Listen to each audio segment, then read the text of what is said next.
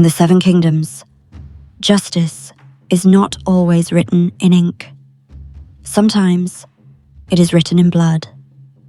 There exists an ancient rite, older than many castles, older than many kings, a law so sacred that even princes must bow to it. It is called the trial by seven. What is trial by seven? A trial by combat is common enough in Westeros. One man stands for the accused, another for the accuser. The gods are asked to guide the stronger hand. But a trial by seven is something else entirely. 7 champions stand on each side.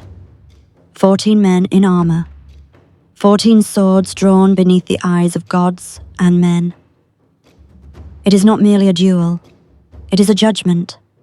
And once it is called, there is no hiding from what follows. Because when 7 fight 7, the realm believes the 7 themselves are watching. Victory is not seen as skill. It is seen as truth. Before the dragons came, before the Iron Throne was ever forged, another conquest had already reshaped half of Westeros. Not with fire, but with faith.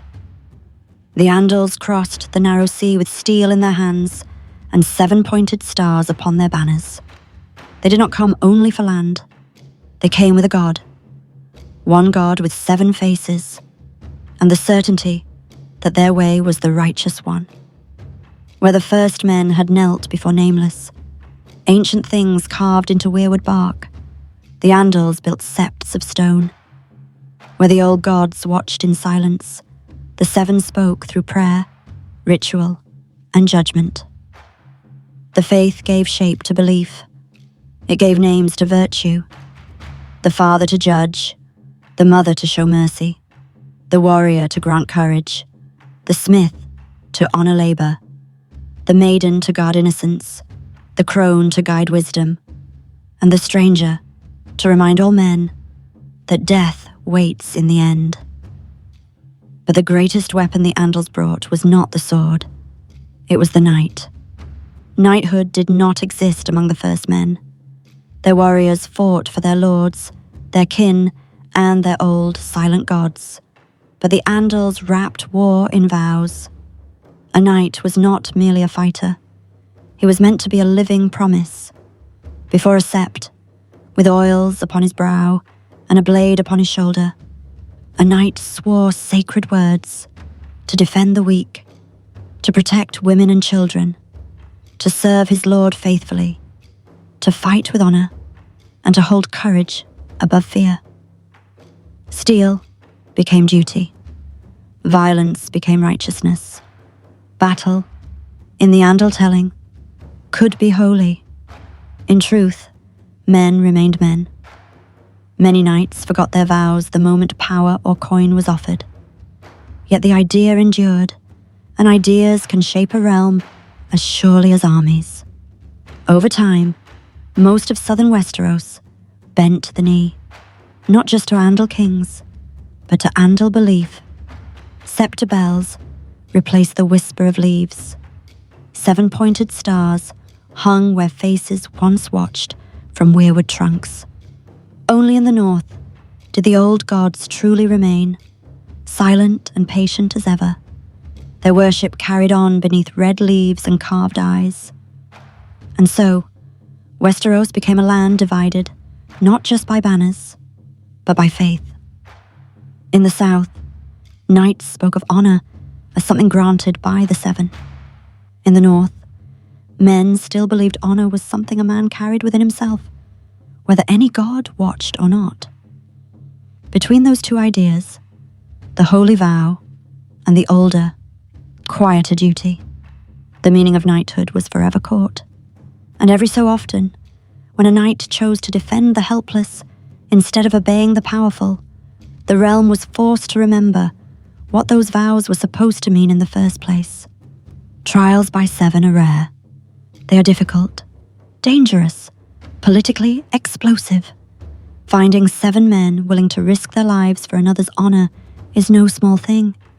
And when princes, Kingsguard, or great lords are involved, the outcome can shake the realm. Which is why, in living memory during the Targaryen era, one trial by 7 stands above all others, between a hedge knight and a cruel prince in Ashford Meadow. Ser Duncan the Tall, a hedge knight with more honour than most, struck Prince Aerion Targaryen. Not for glory, not for ambition, but because Aerion Brightflame was tormenting a helpless puppeteer and broke her fingers, citing treachery. Dunk did what knights are sworn to do. He defended the innocent. For that, he was arrested. Striking a prince is treason. Treason is death, unless the gods say otherwise. When Ser Duncan demanded trial by combat, rightfully, Aerion demanded a trial by 7, because he knew he couldn't fight Ser Duncan alone, because he could hide his cowardice behind the Andal tradition, because Ser Duncan was a hedge knight, with no lands, no banners, no great house, just a sword and shield, and the stubborn belief that a knight's vows should mean something. No one in the 7 kingdoms will stand by him to go up against dragons. Prince Aerion did not stand alone. A prince of House Targaryen never does. On the side of the crown stood 7 champions men, bound by blood, duty, or pride. Prince Daeron Targaryen was first, pale and shaken, there because of the lie he had told, claiming Dunk abducted the boy egg, now forced to stand by it when Prince Maekar demanded blood. Prince Maekar Targaryen followed, stern and unreadable. Whether he rode for justice, wounded pride, or simply because his son had been struck, none could say. Sir Steffon Fossaway, the red apple on his shield, stood for promised reward, lordship whispered by Aerion, trading honour for advancement. Sir Willem Wilde stepped forward in his white cloak, a Kingsguard knight bound to royal command less judgment, more obligation. Sir Donal of Duskendale answered rank and authority, rather than the truth of the quarrel. Sir Roland Crakehall stood broad and steady, a loyal sword drawn to the side where the Prince of the Blood had chosen to stand. 7 men, not merely warriors, but symbols of royal authority. If they won, the realm itself stood against Dunk. Finding 7 champions for a hedge knight should have been impossible. Yet one by one, 7 defenders answered Ser Duncan's call, stepping forward to stand beside him. Ser Duncan the Tall stood not for pride, but for a girl who could not defend herself. Lionel Baratheon, the laughing storm broad as a gate, fearless, wearing strength as lightly as other men wore cloaks. An admirer of combat and history, he couldn't miss this chance to glory. Sir Humphrey Harding, straight-backed and severe, a knight shaped by discipline and duty. He was there to collect the debt of a broken leg and a dead horse from Prince Aerion, Sir Humphrey Beesbury, steady with long years of service in his gaze. He stood for his brother-in-law's honour and believed in Sir Duncan's cause.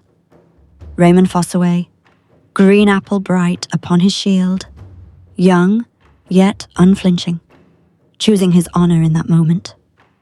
Sir Har Robin, watchful, composed, a quiet presence among louder names. As the maddest knight of the 7 kingdoms, he stood because madness was bid, and it should be delivered. And last came Baelor Breakspear, Prince of Dragonstone. Calm, grave, the kind of man whose presence alone could steady a field. He believed Ser Duncan did the right thing, defending the innocent as every knight should. 7 men stood for Dunk that day. Before any blow was struck, their answer had already spoken of honour. Rest the gods will decide.